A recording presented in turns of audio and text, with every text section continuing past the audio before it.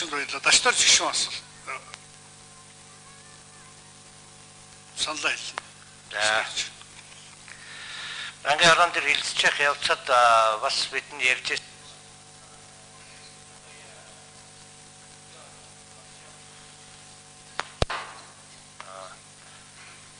банкны орон дээр хилцчих нь бид нэр ярьжсэн ялангуяа хөдөө орон нутагт хоршоог дэмжих бодлогыг Гүнсэд аж ахуйн яамнаас тууштай баримтлаад 2012 оны хоршоог дэмжих чийд болгон ингэж явж байгаа.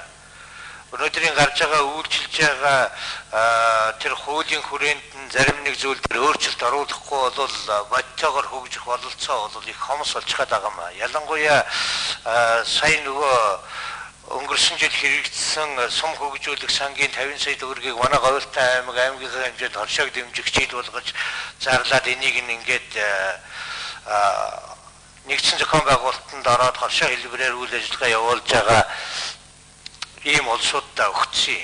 Тэгээ өгөөд ирэхтэр бол нийтэд үхий тулдан авах түүнийг борлуулах эргээд малчдаа үйлчилгээ үзүүлэх энэ асуудлууд нэлээд сайжирч байгаа. Нэг хүндрэлд эргэж гарч ирж байгаа нь юу вэ гэхээр хоньны ноос бол ноолуурыг цуглуулад нэгдсэн журмаар ингээд тушаахаар нөгөө хоршооноос нь нэмийн өртгийн албан татвар гэдэг юм авдаг болоод байна. Хуучин бол яагаад авдаггүй байсан бэ гэхээр мал бүхий иргэд маань өөрснөө шууд нөгөө ченж үржлэгээ харьцаад өгчдөг байсан.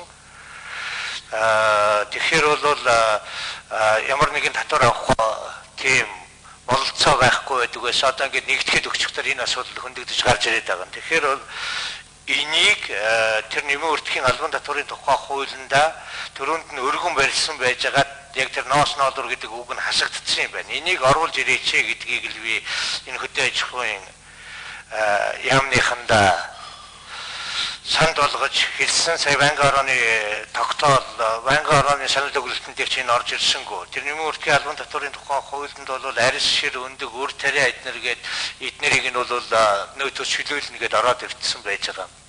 Хэрвээ энэ дээр нь бол ноос ноолур гэдэг үгийг нэмж оруулж өгчээж асуудлыг цаашаа явуулах хэрэгтэй. Тэгэхгүй бол хоршоог дэмжих биш хоршиж нийцсэн нь хохирдог энэ хэлбэр рүү буюу татвар давхардсан байдлаар асуудал нь шийдэгдээд байгаа учраас иргэдийн сонирхол энэ лүгээ бол орж ирэхгүй байна. 12 оны төсөв дээр бид нэр бас тэр сум хөгжүүлэх сангийн мөнгийг төлөвлөө тавьдсан байж байгаа.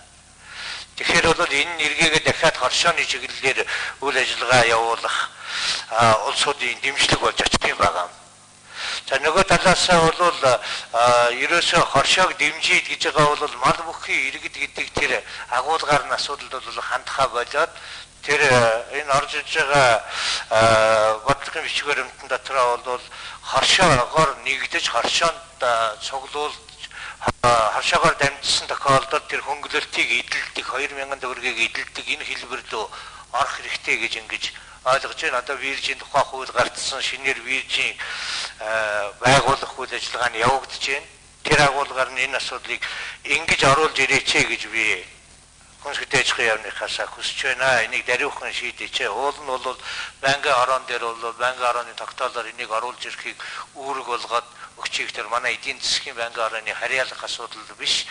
Төсвийн банкны ороны асуудал болчиход байгаа юм аа. За зэрэгт саналаа хэлье. За улсын их хурлын тогтоол гараад 6 сар болж байгаа. Банкны орон дээр энэ ажлын явц ямар байгаа талаар нэлээд гишүүд ярьсан. Шүүмжилттэй талаас нь ярьсан гишүүд бас нэлээд олон байгаа. Энийг бас хүлээн зөвшөөрөхөөс аргагүй. Гэхдээ энэ тогтоолын бас эерэг талаас нь бас хэдүү хэлэх ёстой. Нэгдүгээрт энэ тогтоолын үйлчлэл бол Монголын нийт 180 мянган малчин өрхөд үр дүн хүрнэ. Хотондоо хоньгүй малчин айл гэж бол байхгүй байна.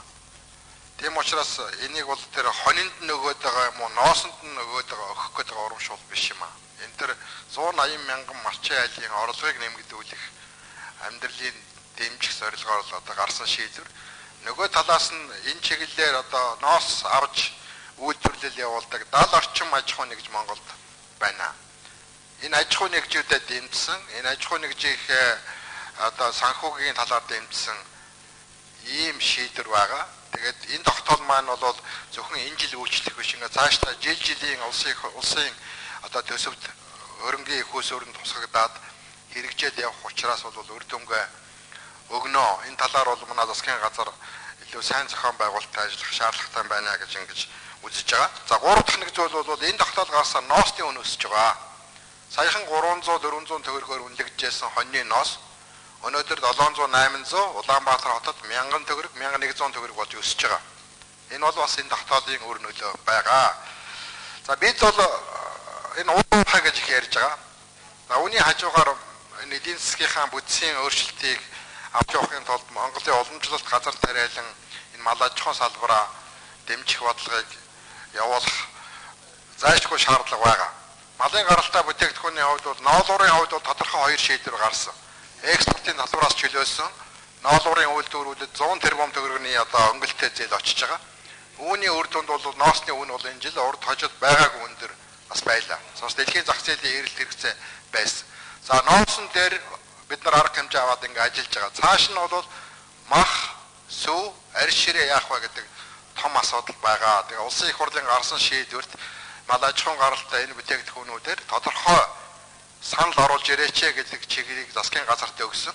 Тэгээ намрын чуулганы хугацаанд энэ саналыг маш тодорхой саналтайгаар оруулж ирээч гэдэг чигийг банкны хорон дээр ярьж байсныг бас энд бас давтаж хэлж гадамжааны сайдын саналт хүрэхийг хүсэж байна. Бид нар энэ цагаан сарын өмнө намрын чуулганы үлдэж байгаа хугацаанд энэ хятад улсаас авах зээлээ мах сууны жижиг дунд үйлдвэрлэлийг хөгжүүлэхэд хэрхэн ашиглах юм бэ? Цаана үлдээд байгаа энэ арьс ширний үйлдвэрлэлээ хэрхэн дэмжих вэ? Талаар улсын их хурлаас тодорхой шийдвэр гаргах шаардлагатай байна гэсэн саналыг хэлмээр байна. За баярлалаа. За баярлалаа. За одоо